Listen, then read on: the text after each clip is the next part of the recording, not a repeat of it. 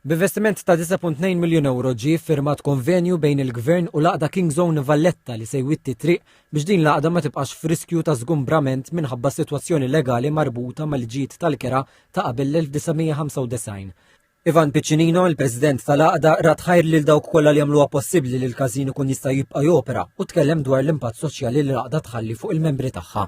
Isna familja oħra, ġifieri iva, jiena naraħ li il-membri jfittxu dan il-każin bħala t-tinedar tagħhom u naħseb illi huwa passatemp ukoll fejn jiġu jqattaw iż-żmien tagħhom wara forsi dawk il-pensjonanti li jkunu għamlu ħajjithom kollha jaħdmu jiġu hawnhekk anki b'mod volontarju jgħinuna imma fl-istess ħin igawdu ftit minn dak li joffri l-każin tagħna. James Pearsall, il-Chairperson tal-Kumitat Amministrattiv tal-Każini tal-Banet, spjega li l-Gvern ħadan il-pass fuq żewġ binarji. Fi proprjetà, jekk tieħu l-każin tal-lum huwa proprjetà f'post ċentrali ġol qalba tal-kapitali tal-pajjiż.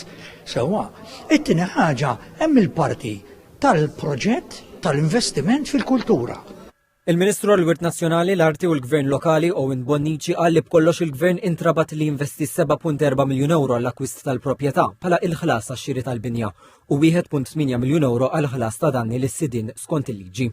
Mistoqsi dwar kif jiġġustifika l-ammont li ġie investit, il-Ministru Bonnici spjega li l-banet u soċjetajiet mużikali huma parti kruċjali mit-tessut kulturali u fakkar kif il-festa Maltija hija meqjusa bħala wirt intangibbli tal-umanità mill-UNESCO. Li kieku aħna għadna bil-qiegħda u ma milna xejn u ħallejna l-mannara taqa' fuq is-soċjetajiet mużikali Maltin kienu jibatu l-iktar il-familji Maltin u Mawġin.